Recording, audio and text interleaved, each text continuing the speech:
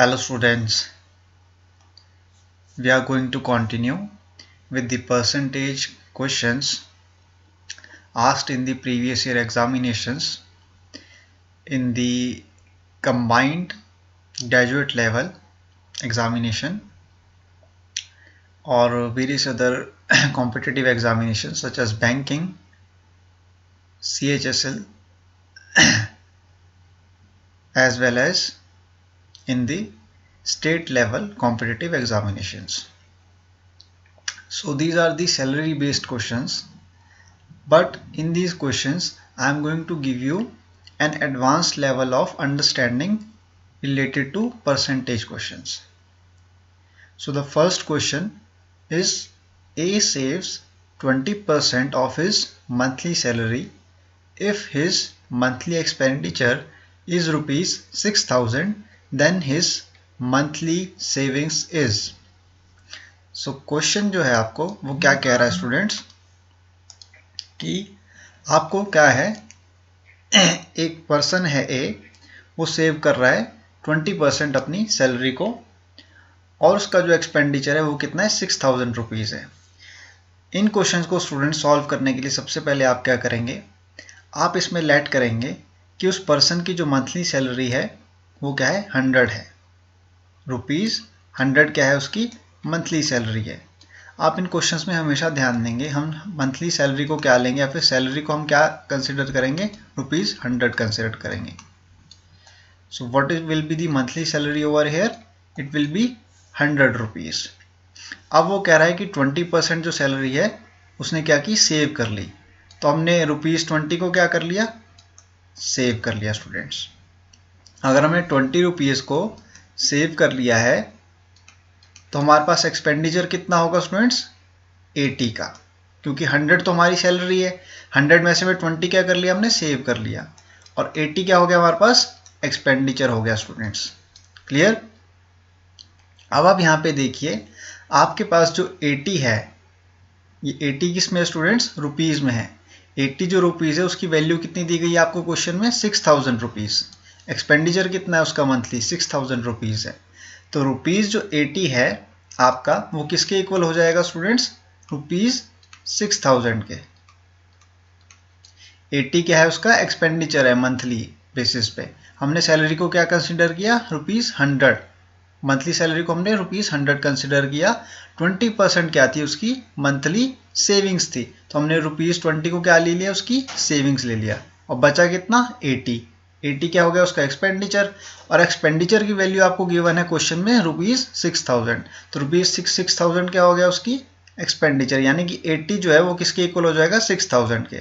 What we have to find out, then his monthly savings is, तो monthly saving कितनी है उसकी 20, और 20 की वैल्यू आपको क्या करना है, फाइंड आउट करना है। 20 को हमने क्या ले लिया, एक्स ले लिया। क्लियर। इन क्वेश्चंस को सॉल्व करने का यही एक तरीका है। अब देखिए इसमें क्या करना है, आपको क्रॉस मल्टीप्लाई करना है इन दोनों को, यानी कि आपको जो x है उसको कहाँ पे लेके जाना है, न्यूमरेटर में, और 20 को भी कहाँ लेके जाना है, न्यूमरेटर में। देखिए कैसे सॉल्व करेंगे, x को मैं न्यूमरेटर में लेके चला गया, 6,000 को आप एज इट इज रहने देंगे, मल्टीप्लाई बाय 20 कर देंगे, और आपका जो 80 है वो कहाँ चला जाएगा, डिनोमिनेटर में। क्रॉस मल्टीप्लाई करने पे आपका x कहाँ चलेगा, न्यूमरेटर में, और 80 कहाँ चला जाएगा आपका डिनोमिनेटर में। स्टूडेंट्स आप इसको कैंसिल आउट करेंगे, अब 0 से 0 कैंसिल आउट हो जाएगा, 2 4 ज़ा 8, 4 से आप कैंसिल करेंगे 6,000 को, 4 1 ज़ा 4, 2 कैरी फॉरवर्ड, 4 5 ज़ा 20 and double zeros. So monthly savings जो है आपकी कितनी आएगी, 1500। What will be the monthly saving students, 1500 rupees. 1500 rupees will be the monthly savings of A. Clear? आपको क्या पूछा गया था स्टूडेंट्स, मंथली सेविंग्स का। सबसे पहले हम क्या लेट करेंगे, रुपीज़ 100 जो कि मंथली सैलरी होगी। हमने लेट क्या किया, रुपीज़ 100 हम मंथली सैलरी को क्या करेंगे, कंसिडर करेंगे। इन क्वेश्चंस को सॉल्व करने के लिए हमेशा आपको जो सैलरी है उसको कितना लेना पड़ेगा, 100 लेना पड़ेगा। उसके बाद आप देखेंगे कि वो सेव कितना कर रहा है, 20%। तो आपने 20 क्या कर लिया, सेव कर लिया। तो अगर आपने 20 सेविंग कर ली तो आपका एक्सपेंडिचर कितना हो गया स्टूडेंट्स, 80 हो गया, क्योंकि 100 में से में अगर 20 आपने सेव कर लिया तो बचा कितना, 80। 100 माइनस 20 कितना हुआ स्टूडेंट्स, 80। तो 80 क्या हो गया आपका एक्सपेंडिचर। अब आपको दिया गया है कि उसका मंथली एक्सपेंडिचर कितना रुपीज़ है, 6000। तो 80 की जो वैल्यू है वो कितनी हो जाएगी, इक्वल टू 6000 हो जाएगी स्टूडेंट्स। और जो 20 है आपका वो किसके इक्वल हो जाएगा, एक्स के इक्वल, क्योंकि मंथली सेविंग्स क्या करनी है आपको, फाइंड आउट करनी है, उसकी वैल्यू आपको नहीं दी गई है क्वेश्चन में। आप क्या करेंगे, इनको क्रॉस मल्टीप्लाई करेंगे, क्रॉस मल्टीप्लाई करने के बाद आपके पास सेविंग्स कितनी आ गई स्टूडेंट्स, ₹1500। आई होप आपको फर्स्ट क्वेश्चन क्लियर है परसेंटेज का। Now I will move on to the second question. Second question is similar to the previous question. You just have to understand the equation which has been given to you in the question. तो सबसे पहले आप question को read out करेंगे अच्छे से। Out of his total income mister Kapoor spends 20% on house rent and 70% of the rest on household expenses. If he saves ₹1800, what is his total income? तो आपको पता है स्टूडेंट्स, इन क्वेश्चंस को सॉल्व करने के सबसे पहले आप क्या करेंगे, 100 को क्या कर ले लेंगे, सैलरी ले लेंगे, यानी कि उसकी जो इनकम है वो कितनी है, ₹100, यानी कि उसकी सैलरी कितनी है, 100 है। क्लियर। 100 में से वो क्या कर रहा है, 20% ऑफ जो है वो हाउस रेंट पे खर्च कर रहा है, यानी कि 20 जो है उसने इस पे लगा दिए, हाउस रेंट पे। 20 उसने कहाँ पर लगा दिए, हाउस रेंट पे लगा दिए। अब 20 अगर उसने हाउस रेंट पे लगा लिए तो उसके पास बचा कितना स्टूडेंट्स, 80 बच गया। क्लियर। 100 माइनस 20 कितना होता है, 80। तो 80 उसका क्या हो गया, सेविंग्स हो गई। अब ये कह रहा है and 70% of the rest on house hold expenses. अब जो आपके पास बचा कितना है, 80। अब 80 का जो है उसने क्या किया, 70% हाउस होल्ड एक्सपेंसेस पे लगा दिया। 80 का 70% कितना होगा, 80 मल्टीप्लाई बाय 70 डिवाइड बाय 100। आप दोनों जीरो को कैंसिल आउट करेंगे, 7 8 कितना होता है, 56। यानी कि 56 जो है उसने कहाँ पे लगा दिया, हाउस होल्ड एक्सपेंसेस में। Clear. 70% of the rest on house hold expenses, यानी कि 56 उसने कहाँ पे लगा दिया, हाउस होल्ड एक्सपेंसेस पे लगा दिया स्टूडेंट्स, हाउस होल्ड एक्सपेंसेस पे। 20 उसने कहाँ पे लगाया, हाउस रेंट पे। तो 80 आपके पास क्या बच गया, सेविंग्स बच गई। और ये कह रहा है आपके पास एंड 70% ऑफ द रेस्ट, तो रेस्ट क्या है आपके पास, 80 है। ठीक है। 20 जब आपने हाउस रेंट पे लगा दिया तो 80 क्या बचा आपके पास, रेस्ट मनी बची, यानी कि जो बच गई। और इस 80 का उसने 70% कहाँ लगा दिया, हाउस होल्ड एक्सपेंसेस पे।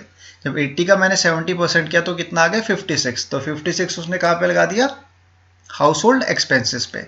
अब स्टूडेंट्स आप क्या करेंगे, 56 माइनस 80 को जब आप करेंगे, 80 माइनस 56 जब आप करेंगे तो उसके पास क्या बच जाएगी, सेविंग्स, यानी कि जो उसके पास मनी लेफ्ट है। 10 माइनस 6 कितना होता है, 4। एंड 7 माइनस 5 कितना होता है, 2। तो 24 जो है उसके पास वो क्या बच गई, रेस्ट ऑफ दी मनी बच गई, रेस्ट। और ये क्या था आपका, 20 जब उसने हाउस रेंट पे लगा दिया तो ये रेस्ट ऑफ दी मनी जो उसकी बच गई थी वो है। क्लियर। तो 24 जो है उसके पास वो मनी लेफ्ट आउट है। क्लियर। अब उसके बाद क्वेश्चन कह रहा है इफ ही सेव्स ₹1800, तो सेविंग क्या है उसके पास, 24 क्या है उसके पास, जो मनी लेफ्ट आउट है, यानी कि जो मनी बच चुकी है, तो वो क्या आपके पास 24 है स्टूडेंट्स। अब आप क्या करेंगे, आप जो है 24 को क्या करेंगे, इक्वल टू किसके लिखेंगे, 1800 के। क्यों, क्योंकि ये कह रहा है इफ ही सेव्स ₹1800, तो सेविंग क्या हुई उसकी 24, और 24 की वैल्यू कितनी दी गई आपको क्वेश्चन में, 1800। रेस्ट मनी कितनी है, 24। ठीक है। सैलरी को हमने क्या माना था, 100 में से में जो हमने हाउस रेंट पे 20 लगा दिया, और उसके बाद हमने क्या किया, हाउस होल्ड एक्सपेंसिस पे कितने लगा दिए, 56 लगा दिए। तो हमारे पास कितना बचा स्टूडेंट्स, हमारे पास 24 बचा। 24 जो है उसकी रेस्ट मनी है, यानी कि जो मनी लेफ्ट आउट है। क्लियर। तो उसके बाद आप देखिए जो आपकी सेविंग्स है वो कितनी है, 24 इक्वल टू 1800 है। अब आपको क्या फाइंड आउट करना है, what is this total income. तो टोटल इनकम कितनी हमने लेट आउट किया, 100। तो 100 क्या हो जाएगा, इक्वल टू एक्स हो जाएगा। क्लियर। क्योंकि हमको क्या फाइंड आउट करना है, उसकी टोटल इनकम फाइंड आउट करनी है। अब आप क्या करेंगे, क्रॉस मल्टीप्लाई कर देंगे। क्रॉस मल्टीप्लाई जब आप करेंगे तो x कहाँ चला जाएगा, आपका न्यूमरेटर में, और आपका 1800 जो है वो मल्टीप्लाई हो जाएगा 100 के साथ, और 24 आपका डिनोमिनेटर में चला जाएगा। आप इसको कैंसिल आउट करेंगे 6 के टेबल से। 6 3 ज़ा 18, 00 एंड 6 4 ज़ा 24। अब 4 को आप 100 से कैंसिल आउट करेंगे। 4 2 ज़ा 8, 2 कैरी फॉरवर्ड, 4 5 ज़ा 20 and 25 into 3 will be 75 and 2 zero लग जाएंगे इसमें। तो आप उसकी टोटल इनकम कितनी आ गई स्टूडेंट्स, ₹7500। कपूर की जो टोटल इनकम है वो कितनी है, ₹7500 है स्टूडेंट्स। क्लियर। सबसे पहले आपने क्या लेट आउट किया, जो टोटल इनकम है कपूर की उसको लेट आउट किया आपने 100। इन क्वेश्चन को सॉल्व करने के लिए हम सबसे पहले क्या करते हैं, जो टोटल इनकम है या फिर सैलरी है उसको 100 मान के चलते हैं। उसके बाद हम क्या करेंगे स्टूडेंट्स, जो 20% है उसको क्या ले लिया हमने, वो हाउस रेंट पे उसने स्पेंड कर दिया। 100 में से उसने 20 कहाँ स्पेंड कर दिया, हाउस रेंट पे, तो बचा कितना 80। अब 80 का वो कह रहा है कि 70% जो है उसने, 80 का जो 70% है वो कहाँ खर्च कर दिया उसने, हाउस होल्ड एक्सपेंसिस पे। तो 80 का जब 70% आपने निकाला तो 56 आपके पास क्या हो गया, हाउस होल्ड एक्सपेंसिस हो गए। क्लियर। अब आपने क्या किया, 80 को जब आपने 56 से सब्ट्रैक्ट किया तो उसके पास क्या हो गया, मनी लेफ्ट आउट हो गई, यानी कि 24 जो है उसके पास मनी क्या बच गई। ठीक है, हाउस होल्ड एक्सपेंसेस करने के बाद उसके पास कितना बच गया, 24 बच गया। अब क्वेश्चन में कह रहा है कि अगर वो सेव कर रहा है ₹1800 को, तो उसकी टोटल इनकम क्या है वो हमको बताना था। तो अगर उसके पास 24 बच गया तो 24 की वैल्यू कितनी दी गई है क्वेश्चन में, 1800। क्लियर। जो मनी लेफ्ट आउट है या फिर जो मनी उसने सेव कर लिया उसकी वैल्यू कितनी दी गई क्वेश्चन में, 1800। तो 24 को इक्वल कितने कर लेंगे हम, 1800 के इक्वल कर लेंगे। और जो आपकी टोटल इनकम है वो कितनी है, हमने लेट आउट की है 100। तो 100 की वैल्यू हमको फाइंड आउट करनी थी, उसको हमने कितना ले लिया, x ले लिया। 100 इक्वल टू कितना ले लिया, x ले लिया। इन दोनों को जब हमने क्रॉस मल्टीप्लाई किया स्टूडेंट्स, तो हमारे पास जो कपूर की टोटल इनकम है वो कितनी आ गई, ₹7500 आ गई। Now I will move on to the third question, and in the third question it is saying that Mr. X spends 35% of his salary on food and 5% of his salary on children education. In January 2011 he spent ₹17,600 on these two items. His salary for that month is.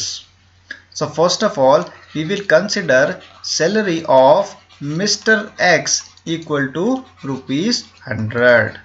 हम क्या consider करते हैं, जो salary है mister x की उसको ₹100 consider करते हैं।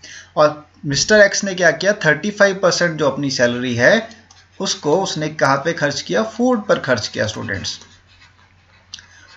और उसने जो 5% जो सैलरी है उसकी, उसने कहाँ पे खर्च की, चिल्ड्रन की एजुकेशन पे। 5% of his salary on children education. Clear? And in January 2011 he spent ₹17,600 on these two items. तो आपका जो फूड है और जो चिल्ड्रन की एजुकेशन है उस पर टोटल उसने कितना रुपीज स्पेंड किया स्टूडेंट्स, 17,600 स्पेंड किया। ये आपको क्वेश्चन में गिवन है। In January 2011 he spent ₹17,600 on these two items. और वो कौन सी दोनों आइटम्स है, फूड और चिल्ड्रन की एजुकेशन पे उसने कितना स्पेंड किया, 17,600 स्पेंड किया। Now question is saying that his salary for that month is, यानी कि जनवरी 2011 में उसकी सैलरी कितनी होगी। और सैलरी को हमने लेट कितना किया है, 100 लेट किया है। Now you will add 35% plus 5% which will be equal to 40%. 35% plus 5% कितना होता है स्टूडेंट्स, 40%। और 40% की वैल्यू आपको क्वेश्चन में कितनी दी गई है, ₹17,600। आपको क्या फाइंड आउट करना है, salary for that month. Salary को आपने कितना लेट किया है, मिस्टर एक्स की 100। तो आपका जो 100% है उसकी वैल्यू हमको फाइंड आउट करनी है, जो कि इक्वल टू x हो जाएगी। अब आप क्या करेंगे, इनको क्रॉस मल्टीप्लाई कर देंगे। सिंपल क्रॉस मल्टीप्लाई जब आप करेंगे स्टूडेंट्स, तो आप क्या करेंगे, इसमें देखिए सबसे पहले x को आप कहाँ पे लेके चले जाएंगे, न्यूमरेटर में। 17,600 जो है आपका वो एज इट इज रहेगा और इसको हम 100 के साथ क्या कर देंगे, मल्टीप्लाई कर देंगे। आपका परसेंटेज से परसेंटेज कैंसिल आउट हो जाएगा स्टूडेंट्स, यहाँ पे परसेंटेज से परसेंटेज आपका क्या हो जाएगा, कैंसिल आउट हो जाएगा। इस पर कंफ्यूज नहीं होना है आपको कि आप परसेंटेज की वैल्यू कहाँ पे लेके जाएंगे, नहीं, परसेंटेज से आपने क्या कर दिया, परसेंटेज को कैंसिल आउट कर दिया। 100 की वैल्यू को आप कहाँ लेके चले गए, न्यूमरेटर में, यानी कि 17,600 के साथ में। अब आप क्या करेंगे, डिवाइड बाय 40 कर लेंगे। 40 कहाँ चला जाएगा आपका, डिनोमिनेटर में। 0 से आप क्या कर देंगे, 0 को कैंसिल आउट कर देंगे।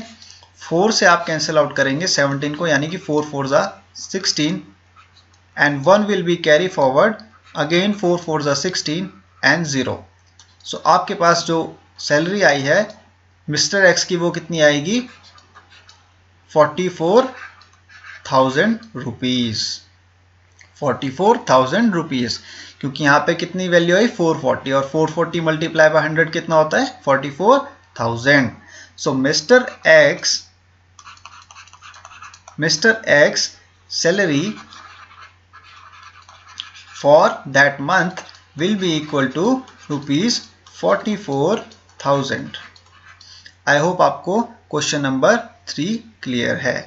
सबसे पहले हमने क्या किया, मिस्टर सैलरी जो है मिस्टर एक्स की उसको 100 कंसिडर कर लिया।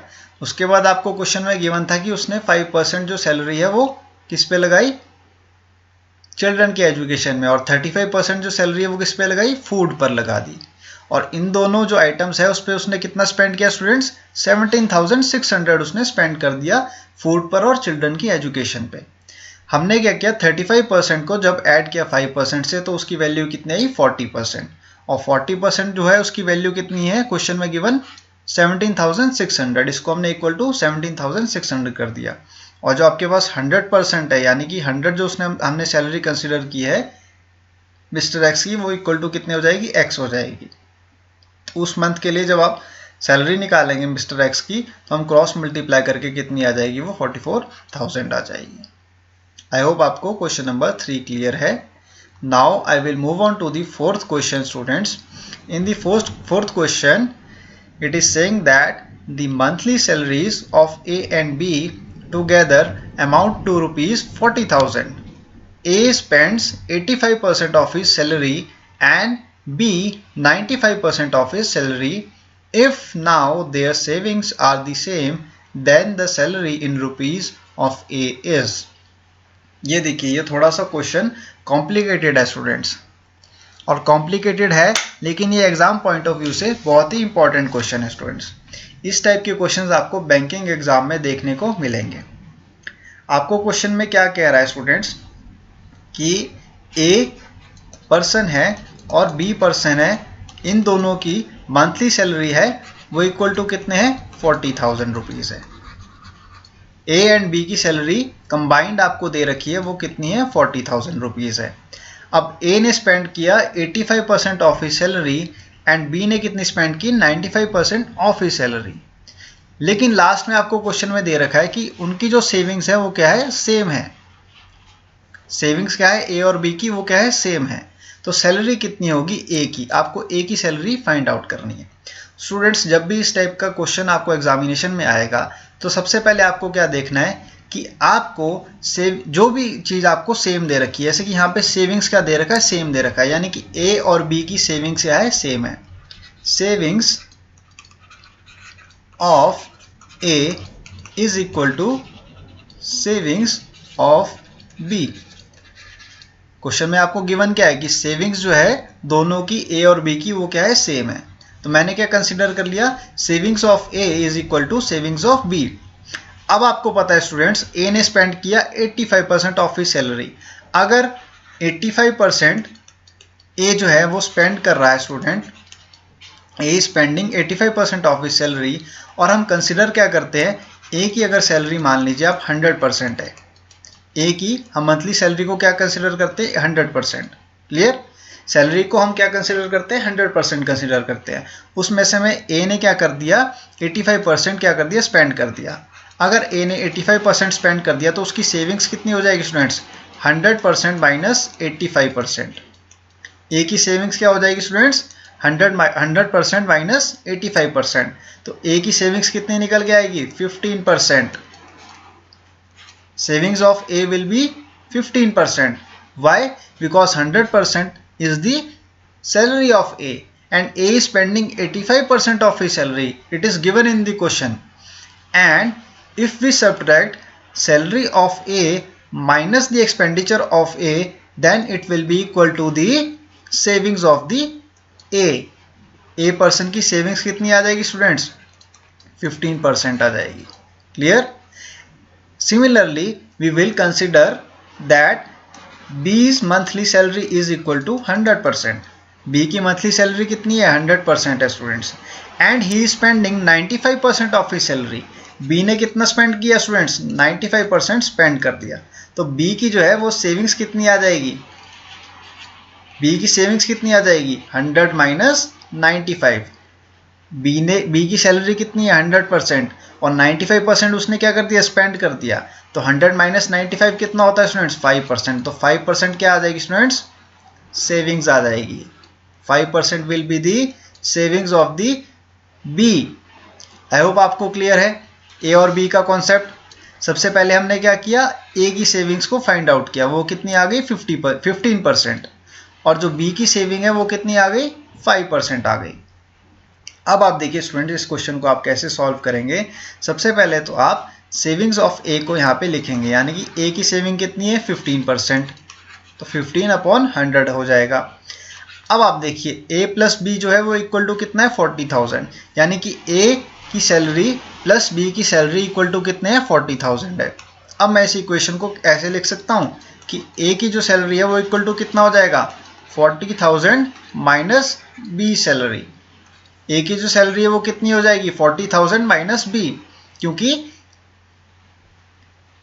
आपको जो इक्वेशन दे रखी है ए प्लस बी, यानी कि ए की सैलरी प्लस बी की सैलरी वो इक्वल टू कितने हैं 40,000. और अगर मैं इस इक्वेशन को सिंप्लीफाई कर सकता हूं तो कैसे होगा स्टूडेंट्स कि जो ए की सैलरी है वो इक्वल टू कितने हो जाएगी 40,000 माइनस बी. क्लियर कि हम क्या कर रहे हैं, जो ए की सैलरी है वो किससे कम 40,000 से क्या होगी कम होगी. तो 40,000 से कितना कम होगी जब हम सब्ट्रैक्ट करेंगे बी की सैलरी से उसको. Now we will consider that savings of A which is 15% multiplied by 40,000 minus B. ये क्या कर रहे हैं हम savings multiply by income, savings multiply by salary of A. This is savings multiply by salary of A which will be equal to savings of B. Savings of B is 5%, sorry 5%, and salary of B will be considered as B. Clear? A की salary कितनी है 40,000 minus B, और B की salary हम कितनी consider कर रहे हैं B itself. क्लियर? ए की सैलरी आपके पास कितनी आ गई 40,000 माइनस बी, और बी की सैलरी हम क्या कंसिडर कर रहे हैं बी ही कंसिडर कर रहे हैं. अब हम इस इक्वेशन को सॉल्व करेंगे स्टूडेंट्स. इक्वेशन को सॉल्व करने के लिए सबसे पहले आप क्या कैंसिल आउट करेंगे 100 से 100 को कैंसिल आउट करेंगे. क्लियर? अब आप क्या करेंगे यहाँ पे 5 गिवन है आपको और यहाँ पे 15 है, तो 5 3 कितना होता है स्टूडेंट्स 15, इसको भी कैंसिल आउट करेंगे. 4 3 कितना होता है स्टूडेंट्स 12. अब आप देखिए 4 zeros यहाँ पे लगा देंगे as it is 1 2 3 4. 3 multiplied by b will be minus 3b, which will be equal to b. Now 1,20,000 is coming over here. 1,20,000 will be equal to b, and minus 3b will be taken to the right hand side. It will become plus 3b. Now 1,20,000 will be equal to b plus 3b will be 4b. Clear? 1 plus 3b will be 4b. अब आप क्या करेंगे इसको cancel out करेंगे 4 से 1,20,000 को, तो कितना आएगा 4 3 12, 1 2 3 एंड 4. सो बी की सैलरी आपके पास कितनी आ गई रुपीज 30,000 आ गई स्टूडेंट्स. बी की सैलरी कितनी आ गई 30,000 आ गई. आपने क्या किया 4 से कैंसिल आउट कर दिया 1,20,000 को, तो बी की सैलरी कितनी आ गई 30,000. अब आपको पता है आपको ए की सैलरी जो है आपने वो कितना ले लिया था इक्वेशन को सॉल्व करके, ए प्लस बी कितना था आपका 40,000, यानी कि ए और बी की सैलरी मिलाकर कितनी थी 40,000 थी. अब आपने ए को क्या कंसिडर किया था कि वो 40,000 माइनस बी है, तो तो यहाँ पे हम क्या करेंगे 40,000 से सब्ट्रैक्ट कर देंगे किसको 30,000 को। बी की सैलरी कितनी आई है 30,000 आई है। सो ए की सैलरी कितनी आ जाएगी स्टूडेंट्स 10,000। ए की सैलरी कितनी आ गई 10,000। So you have to what you have to find out what is the salary of A। तो A की सैलरी कितनी आ गई students ₹10,000 and this is what you have been asked in the question। what is the salary of A? salary of A is 10,000। मैं आपको फिर से ये क्वेश्चन एक्सप्लेन कर देता हूँ। This is the most important question which has been asked many times in the competitive examination। what is saying in the question the monthly salaries of A and B together amount to ₹40,000। A और B की salary कितनी है 40,000 है। A spend कर रहा है 15% of he salary, A ने खर्च कर दिया 85% ऑफ ही सैलरी। क्लियर। हमने A की सैलरी को कितना कंसिडर किया 100% कंसिडर किया। जब 85% उसने खर्च कर दिया तो उसकी सेविंग्स कितनी बची स्टूडेंट्स 100 - 85 कितनी बची उसकी savings 15%। Similarly B is spending 95% of his salary। If B is spending 95% of his salary and monthly salary of B is 100%, what we are going to get the savings of B as 5% because 100 - 95 is 5%। So B की saving कितनी आ गई 5% आ गई students. Now you are going to solve the equation first that A plus B is equal to 40,000 rupees। ए और B की salary कितनी है 40,000। तो ए की सैलरी कितनी हो जाएगी स्टूडेंट्स 40,000 माइनस बी। हम बी को कहाँ लेके चल जाएंगे राइट हैंड साइड में, तो ये क्या हो जाएगा माइनस बी हो जाएगा। क्लियर। वैसे ही हमने बी की जो सैलरी है उसको इक्वल टू कितना मान लिया बी मान लिया था students. Clear. Now it is given in the question that their savings are same. Savings of A is equal to savings of B, that is given in the question. Savings of A जो है वो कितना है 15% आया। तो 15% को हम कैसे लिखते हैं 15/100 लिखते हैं students. Clear. And the salary of A is 40,000 minus B. Clear. अगर आपको क्या करना है सेविंग्स सेम दे रखा है तो सेविंग्स को हम किससे मल्टीप्लाई करते हैं सैलरी से। क्लियर। सेविंग्स को हम किससे मल्टीप्लाई करेंगे सैलरी से मल्टीप्लाई करेंगे, क्योंकि हमको फाइंड आउट क्या करना है at the end salary find out करनी है। तो अगर आपको सैलरी फाइंड आउट करनी है स्टूडेंट्स तो आपको इक्वेशन में वो चीज़ प्लेस करनी पड़ेगी, यानी कि आपको सैलरी किसके साथ मल्टीप्लाई करनी पड़ेगी सेविंग्स के साथ, क्योंकि सेविंग्स क्या है सेम है। 15% को आपने किससे मल्टीप्लाई किया 40,000 माइनस बी से, यानी कि सैलरी ऑफ ए के साथ से। And similarly savings of B is 5% and the salary of B is B only. Salary of B is B only, which is we are taking as a let. We are taking salary of B as B only. So 5% is the saving. 5% we are multiplying it with B. Now we will cancel it out as 100 with 100 and 5 with 15 as 3, and you will get the salary of B as 30,000 rupees. And what will be the salary of A? Salary of A will be 40,000 minus 30,000, which will be 10,000 rupees। I hope आपको question number 4 clear है students. This is the most important question and very easy question। Just you have to understand the equation which has been given in the question itself। आपको सबसे पहले question को read out करना है, उसको समझना है, उसके बाद आपको स्टेप बाय स्टेप इस क्वेश्चन को सॉल्व करना, और ये बहुत ही सिंपल क्वेश्चन है। Now I will move on to the last question of the percentage। It is the very simple question। It is just for your understanding that what you have learned in the previous questions। What it is saying that a man spends 15% of his income if his expenditure is ₹75, his income in rupees is। Rather than looking at my solution which I am solving over here, you just have to practice on your own। सबसे पहले मैं ये चाहता हूँ कि मेरे यहाँ solve करने से पहले आप इस वीडियो को पॉज करें और खुद से सॉल्व करके इस क्वेश्चन को प्रैक्टिस करें, क्योंकि मैं ये देखना चाहता हूँ कि आपकी अंडरस्टैंडिंग कितनी डेवलप हुई है स्टूडेंट्स प्रैक्टिस करके क्वेश्चंस को। जितना आप खुद से पहले प्रैक्टिस करेंगे क्वेश्चंस को, उसके बाद आपको पता चलेगा कि आप गलती कहाँ पे कर रहे थे सॉल्यूशन में। मेरे सॉल्यूशन को देखने से पहले आप खुद से सॉल्व करने का ट्राई कीजिएगा। तो एक आदमी है, उसने स्पेंड किया 15% ऑफ हिज इनकम को। क्लियर। तो 15% अगर उसने स्पेंड कर दिया है इनकम को, तो उसका एक्सपेंडिचर कितना दे रखा है 75 रुपीज़ दे रखा है। क्लियर। यानी कि जो स्पेंडिंग है उसकी 15% की A person is spending 15% of his income, clear, and his expenditure is rupees 75. So spending है that is equal to expenditure, because spend का मतलब क्या होता है students? What is the meaning of spending? Spend का मीनिंग क्या है student? Spend का मीनिंग ही एक्सपेंडिचर है. What is the meaning of spending? Spending meaning is expenditure. Clear? अगर आपको कंफ्यूज नहीं होना है, स्पेंड का जो है मीनिंग वो क्या होता है? एक्सपेंडिचर होता है. These two words are similar, spends and expenditure, और what do we say? Spending और expenditure, these are similar words, they are synonyms. Spends and expenditure, these are synonym words. You don't have to confuse. The spends that is equal to expenditure. 15% if he is spending, so his expenditure is rupees 75. That means that 15% की जो value है वो question में आपको कितनी दे रखी है? 75 rupees दे रखी है. Clear? And what we have to find out? We have to find out his monthly income. तो आपको पता है मंथली इनकम को कितना कंसिडर करते हैं? 100%. क्लियर? आपको 15% क्या दे रखा है? एक्सपेंडिचर दे रखा है, और एक्सपेंडिचर की वैल्यू कितनी दे रखी है? रुपीज 75. और उसकी जो इनकम है उसको हम क्या कंसिडर करते हैं? 100%. किसी भी क्वेश्चन में आपको पता है कि हम इनकम को कितना कंसिडर करते हैं? 100% कंसिडर करते हैं. और आपको सैलरी फाइंड आउट करनी है, यानी कि 100% की आपको वैल्यू फाइंड आउट करनी है स्टूडेंट्स. अब मैं आपसे एक क्वेश्चन पूछता हूँ स्टूडेंट्स, अगर पर्सन की सैलरी 100% है और वो उसका एक्सपेंडिचर जो है, यानी कि उसकी जो स्पेंडिंग है वो 15% है, तो उसकी सेविंग्स कितनी होगी students?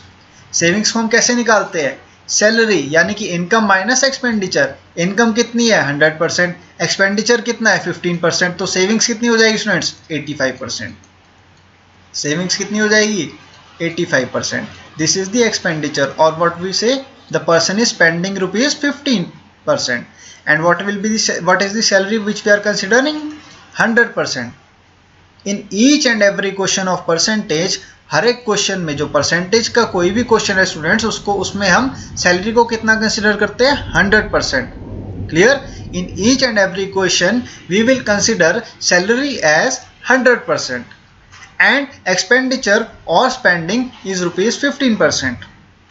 Expenditure or spending is 15%, which is given in the question. So what will be the savings? 100 minus 15%, which is 85%. In this question there is no need to have savings, क्योंकि savings के बारे में आपको पूछा ही नहीं है, तो savings हम तो कंसिडर नहीं करेंगे. ये जस्ट आपकी अंडरस्टैंडिंग के लिए था जो मैंने आपसे पूछा था कि सेविंग्स कितनी होगी स्टूडेंट्स ए मैन की. अब आपको फाइंड आउट क्या करना है? सैलरी फाइंड आउट करनी है, यानी कि 100% की आपको वैल्यू फाइंड आउट करनी है. सबसे पहले आप क्या करेंगे? क्रॉस मल्टीप्लाई करेंगे. क्रॉस मल्टीप्लाई करने से पहले आप परसेंटेज से परसेंटेज को कैंसिल आउट कर देंगे. एक्स को आप कहाँ लेके चले जाएंगे? न्यूमरेटर में. 75 को आप मल्टीप्लाई करेंगे 100 के साथ, और 15 को आप कहाँ लेके चले जाएंगे? डिनोमिनेटर में. 15 5 का कितना होता है स्टूडेंट्स? 75. 15 मल्टीप्लाई बाय 5 कितना होता है? 75. एंड 5 मल्टीप्लाई बाय 100 कितना होता है students? 500. So person A man income will be equal to rupees 500. तो पर्सन की इनकम कितनी आ गई स्टूडेंट्स? रुपीज 500 आ गई. Have you understood what has been asked in the question? Question is asking the income of a man, and a man is spending 15% of his income. A man is spending 15% of his income, and the value of 15% is rupees 75, because his expenditure is rupees 75. A man spends. A man spends means a man expenditure, because spending and expenditure, they are synonym words. A man spends or a man expenditure is the similar term. You don't have to confuse. So 15% value is equal to 75, which has been given in the question itself. You just have to find out the income of the person, and income of the person we are considering it as 100% in each and every question. So 100% value will be equal to x. You just have to cross multiply and cancel out percentage and percentage term. After that you will get the value or the income of person A as rupees 500. I hope you have understood the 5 questions which I have taken in this video. If you have any doubt related to the salary based questions, Just ask me in the comment box, students. I will explain it to you again. Thank you.